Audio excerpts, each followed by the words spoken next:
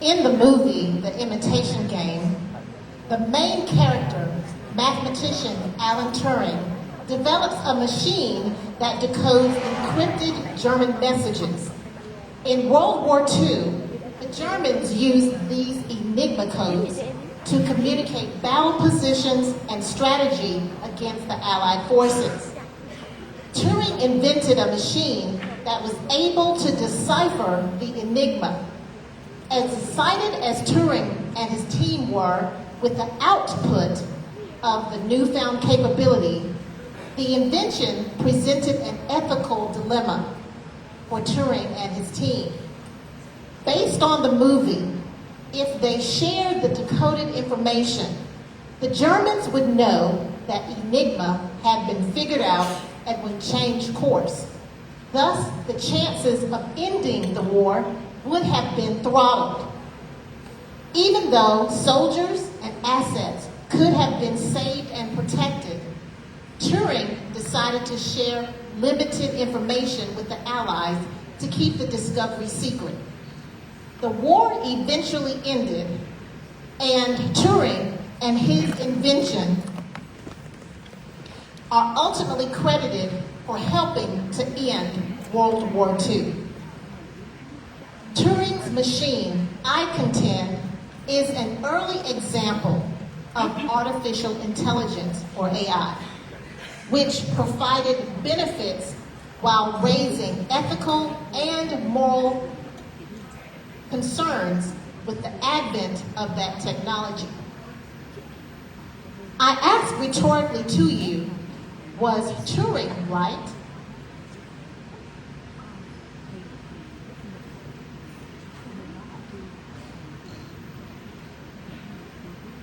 On the input side of the data spectrum, the groundbreaking work of W.E.B. Du Bois and Ida B. Wells Barnett challenged social norms. Let me provide a brief background on Du Bois. Du Bois was a pioneering sociologist, historian, educator, author, and civil rights activist whose work profoundly shaped the discourse on race, inequality, and social justice, specifically in the United States.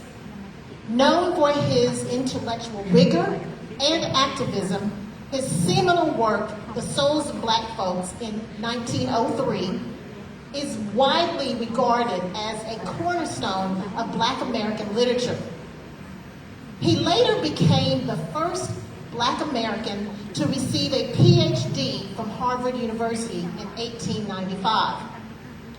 Little known, though, is his thought leadership in the application of empirical research methods to the study of race and race relations. He is credited with conducting detailed sociological studies which examine the social and economic conditions of Black Americans. On the right-hand side of the screen is Wells Barnett. She was an extraordinary figure in her own right. Let me tell you how. Her work as a data journalist, educator, and activist left an indelible mark.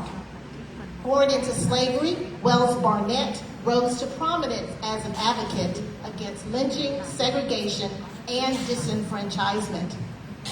Perhaps not fully appreciated was her pioneering skills as an investigative data journalist, which helped to challenge systems, disparate treatment, and data inaccuracy. Here are images of some of the work by these two data and social scientists. According to historical scholarship about their work, quote, they devoted much of the intellectual and professional lives to developing novel empirical techniques for unmasking biases in human institutions and advancing new research methods for uncovering unfair treatment of minoritized populations. The third chart on this screen for you is of particular interest to me, specifically as an African American descendant of slavery. Here is a marriage registry of my great, great, great, great, great grandparents, Ransom and Lucy Jones. It shows that they were officially married on April 15, 1859. It is important to note the knowledge of what was happening at that time in the United States, which is significant. It is not lost on me that this data was likely used in the research by Dubois and Wells Barnett. You see, during this moment, my ancestors were not allowed to marry as an enslaved person. That is why the next word is significant, emancipated. Because 1859, when Ransom and Lucy Jones were married, is pre-1864, which means they were likely granted their freedom by their plantation owner, according to historical scholarship. As a result, emancipation granted them freedom and ultimately the rights and privileges therein to be legally recognized and included in the social fabric of my country. With that freedom, perhaps one of the first acts as an emancipated people was a choice to get married. Upon that discovery about my own family history, intersecting with the work of Dubois and Wells Barnett, I have found myself grateful for my great, great, great, great, great grandparents wanting to create a life for themselves and their family, then and for the future. I also find myself asking the question that, but for Dubois and Wells Barnett and their steadfastness to raise inquiry about the ethical dilemmas of that moment, where would I be? Would I, Vickie Miller, a mother, daughter, sister, aunt, cousin, friend, co-worker, a senior trainer with INTESOL Worldwide through INTESOL USA Southern States, the proud founder of Catalyzing Learning Services with over 20 years of teaching and education experience, where my roots trace back to the vibrant landscapes of North Carolina, a place that has shaped my journey and inspired my passion for learning, growth, and development, which allowed me to attend one of the most prestigious public universities in the United States, the University of North Carolina, which ultimately fueled my passion to pursue a doctorate through the University of the Cumberlands, which altogether catapulted my awareness that life is inevitably about moments. Be standing before you in this wonderful venue, like Turing and his team with their invention, and Dubois and Wells Barnett with their research, moments defined their approach to the ethical considerations of their day. A quote from my hero, Dr. Martin Luther King Jr., resonates deeply with the journey I believe and posit that we are on. The ultimate measure of a man is not where he stands in moments of comfort and convenience, but where he stands at times of challenge and controversy. Before I go further, I want to level set the concept of what we mean by the word moment. According to Oxford's definition, the word moment has a few definitions. I will highlight two that are applicable to my presentation. by show of hands, are there any English teachers in the room? By show of hands, any English teachers? Raise them high. Be proud. English teachers? All right, so at an INTESOL International Conference on Teaching English, there are English teachers in the room. Who would have known that? That is amazing. That is wonderful. I am now asking for 2 volunteers from the audience to come to the stage. Just 2. 2. Any 2. And as a teacher, I am not beyond calling out people to come to the stage. So just 2. Yes, please. 1 more. I need 1 more. Just 1. Just 1 more. 1 more. On this side. 1 more. Am I missing a hand? 1 more. All right, come to the stage. You'll get to do it twice. All right. Will you tell me your name and what?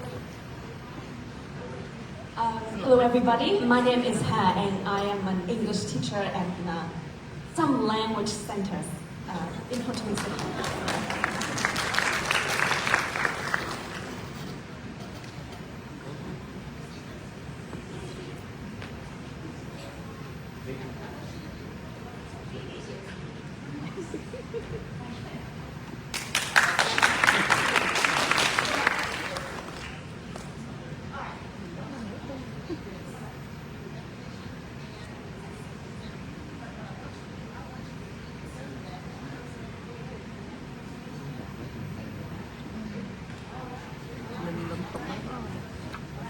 So my task is to read it as loudly as possible so that everyone in this conference hall can hear it. All right. Definition, moment. A concept of time, either a brief or an exact period of time. Example, she paused to savor the special moment before stepping onto the stage.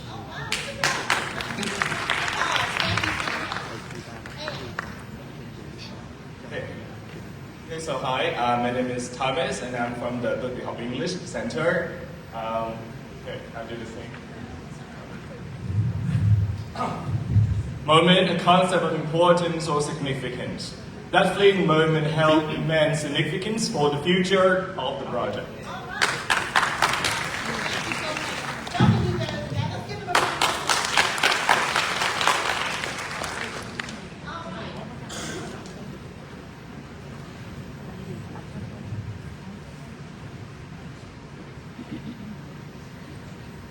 So, I want to thank the participants for coming to the stage. I'm sure that might not have been on their bingo card this morning as they were getting up and getting dressed to come here, that they would be asked to be on stage. But I greatly, greatly appreciate that. So the point of all of that in level setting is to say that AI is redefining teaching and learning. So why does this matter? Why does it matter? There are 1.5 billion reasons why this matters. According to the British Council, there are 1.5 billion learners who are learning English across the globe. In this moment, thus, by extension of that fact, there is a need for quality language instruction. Therefore, TESOL is our moment. And it is imperative that we equip ourselves with the skills necessary to harness AI while upholding the integrity of TESOL education. So, in my presentation today, you will first learn the key points from the literature on ethical considerations in AI and the TESOL space.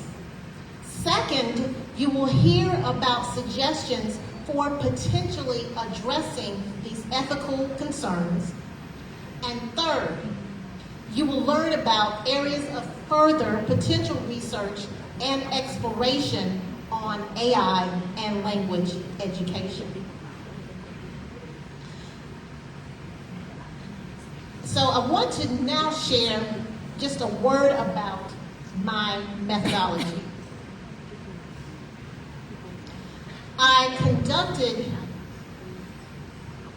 a literature search using multiple academic databases. The search employed a combination of keywords and phrases such as AI, education, ethical considerations, and TESOL and AI ethics for educators, and language teaching and technology. The search was limited to peer-reviewed articles published within the last 10 years to ensure relevancy and currency of those findings. So I want to share that about 24,680 articles from that initial search were revealed. I pared that down to about 8,630 based off of peer-reviewed articles. Further scaled that down and looked and found that there are about 659 articles that specifically dealt with ethics and AI. And then based on my determination, that pared down to about 39 that were somewhat related, and then 8 that I determined to be directly related. So through this exploratory preliminary analysis, I do believe that there is further opportunity for a meta-analysis with a more systemic review that could be very productive. So what are some of the findings? So in looking closely at those 8 studies, and among those studies, there are some common elements that are revelatory to the research question. So first, being able to use AI requires access to the reliable internet. In the United States, the most reliable form of access to the internet is broadband technology. A measure of affordability for broadband is $60 a month based on government data and an industry standard. Although the southern United States, where I am from and where I am based, has moderate affordability, there are gaps in the affordability in some places. So as a TESOL educator and an INTESOL Worldwide senior trainer, this aspect of the research is of important consideration. It dictates to an extent where I can offer courses and who may get access, not only online through the on-demand offerings, but also the ability to benefit from AI platforms and the related elements. Another measure of accessibility regarding broadband technology are the number of households with at least 500 Mbps or megabits per second of wired broadband. Again, this is considered standard in the United States. According to data, there are gaps here as well. And in the southern United States where I'm from, there are patches where you will see more disparity in this regard. All of this adds up to what we call a digital divide, as it's colloquially called. And that creates inaccessibility that puts students and learners at a disadvantage. If students are not able to use or do not have access to the AI platforms or equipment needed, how then is AI a benefit to them?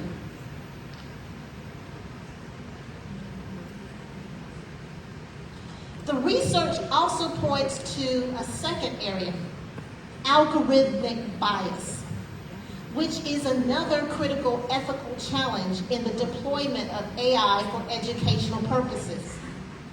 If AI systems are not carefully crafted and monitored, they risk perpetuating biases inherent in their platforms. This reliance can result in unfair treatment of specific student demographics, countering the ultimate objective of fostering an inclusive educational environment. Cultural sensitivity is also paramount in the design of educational AI tools.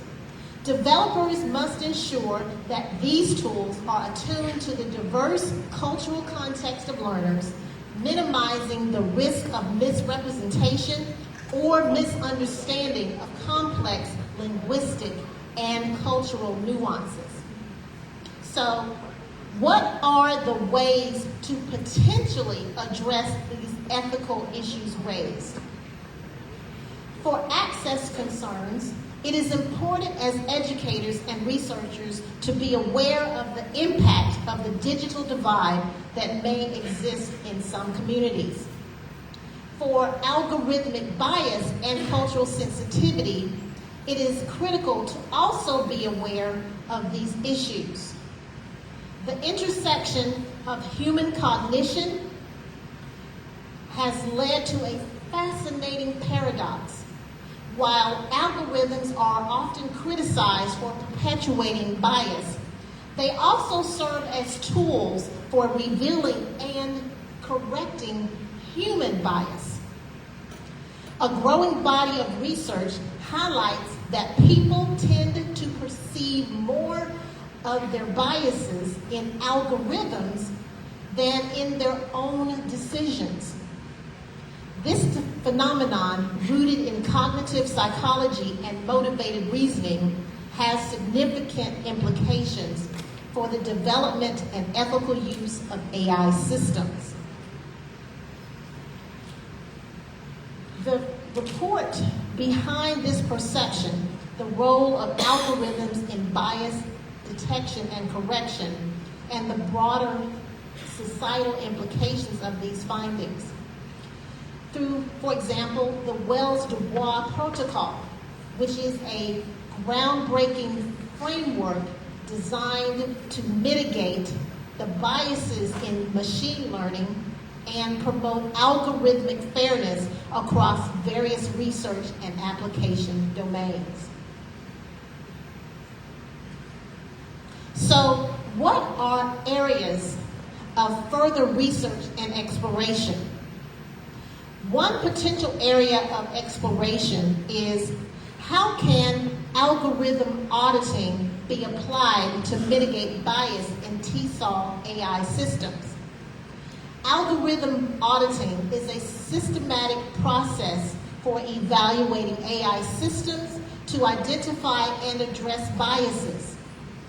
This question explores the feasibility and effectiveness of incorporating algorithm auditing in TESOL spaces.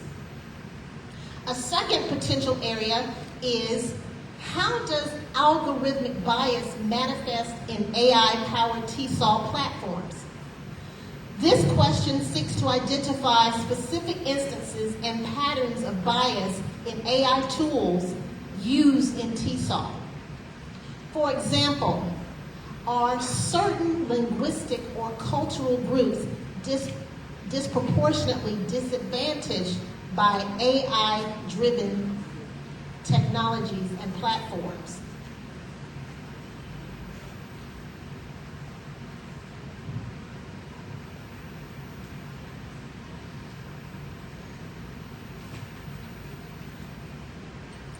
Research could involve auditing AI algorithms to uncover biases in data representation and decision-making processes. And a third exploration could be, what are the primary sources of algorithmic bias in TESOL AI systems? Understanding the root causes of bias is critical for developing mitigation strategies. This question could explore whether biases arise from training data, algorithm design, or system deployment. For that instance, are AI systems trained on data sets that underrepresent certain accents, dialects, or cultural contexts? So, call to action. Will you join me in a call to action by committing to thoughtful design and supervision of AI systems to reduce the replication of historical biases and inequities? Might we consider the impact of digital gaps that may exist? And can we parlay knowledge and position to educate and raise awareness around AI and all manner of accessibility? With that, if you are able, I'd like for you to use this QR code to answer one thing that you can do to raise awareness of ethical considerations with AI and TESOL education. So I'm going to activate a poll. If you can use your phones.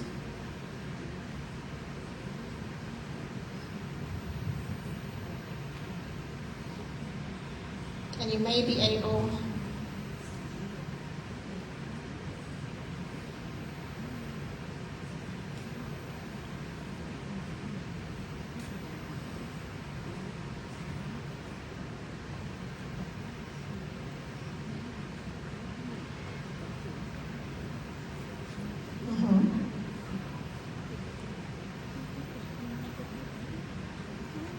Thank you. So if you're able to grab the QR code, and let's see if there's anything that pops up.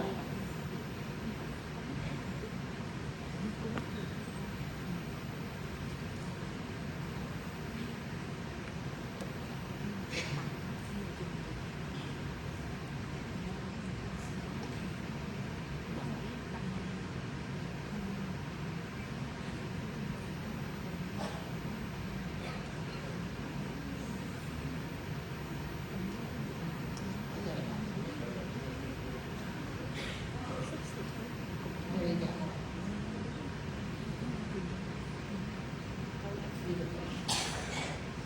Just leave it there. All right. Thank you. So, learning, tools, dealing with bias, teachers, I love the word discuss,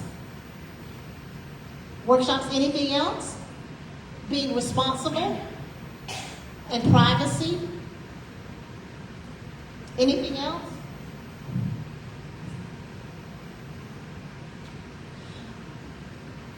And the purpose of wanting to share that is to say that in this moment where we're convened together on this topic, that there are things that we can do as educators and as curious people, curious-minded people who want to do things that advance our students, that advance our communities, that advance our society.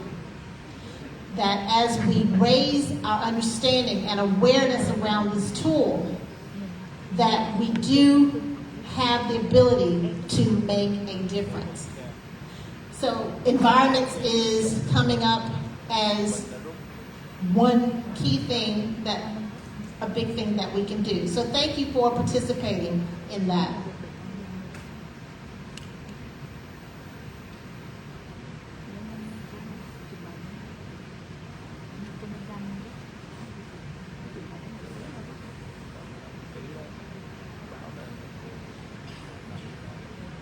So I want you to say with me or repeat after me the following thing.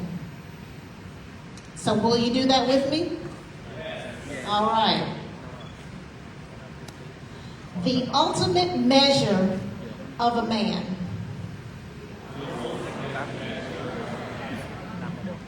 is not where he stands. In moments of comfort and convenience,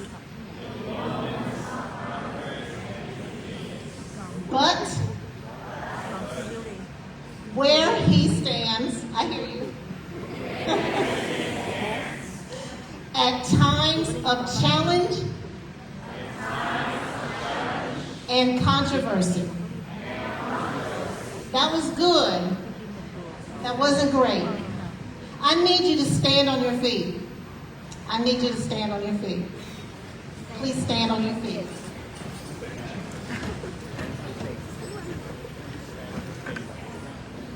Just like the two volunteers who came up to stand firm, I asked them to project to the far parts of this room and to feel and to believe what they were reading on the screen. I am asking you to believe what I am asking you to repeat. We're going to do this one more time. The ultimate measure of a man. Engage, and you may be seated. As we engage with these ethical considerations, I implore you to reflect on your respective role in this moment.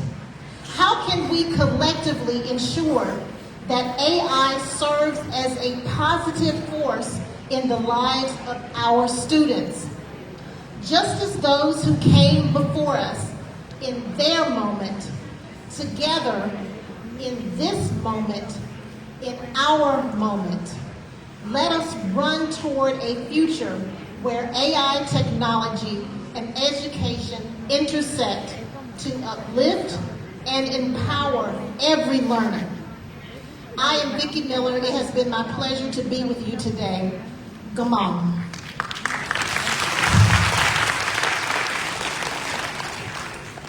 So if there are any questions, I will take them now. If not, I will turn it over to our Masters of Ceremony. Thank you, Ms. Miller. We now turn to the question and answer part for 10 minutes. Please, if you do have any questions, please raise your hand.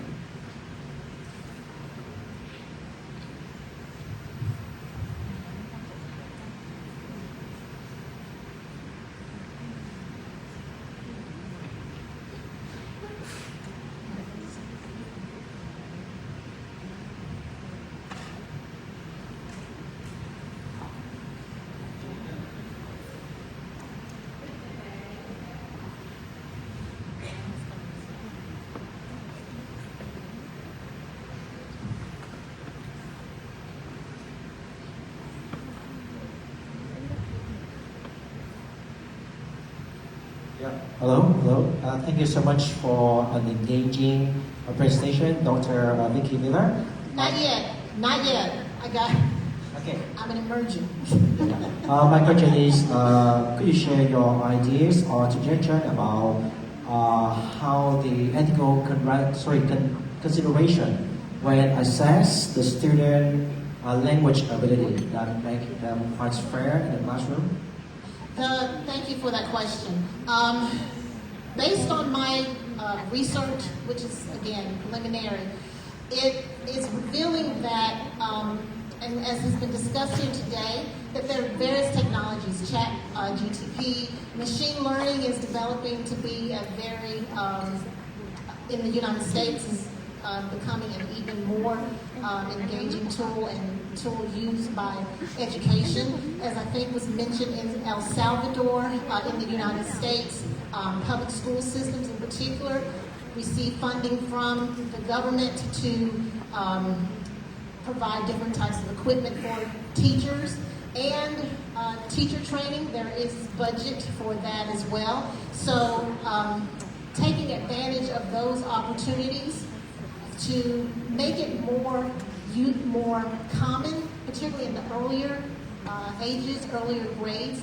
So as they go through the system, by the time they get to university, it would be more common knowledge. Again, the challenge is, and it is a challenge in the United States, is the infrastructure.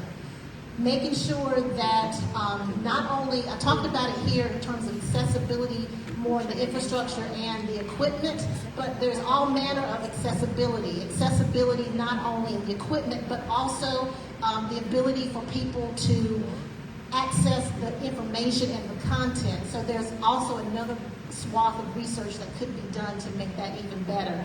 And so if the more familiar and the more common and the more use that technology can be available, the more adaptive it will be used, and the research seems to be clear on that. So I hope that answers your question. Thank you so much.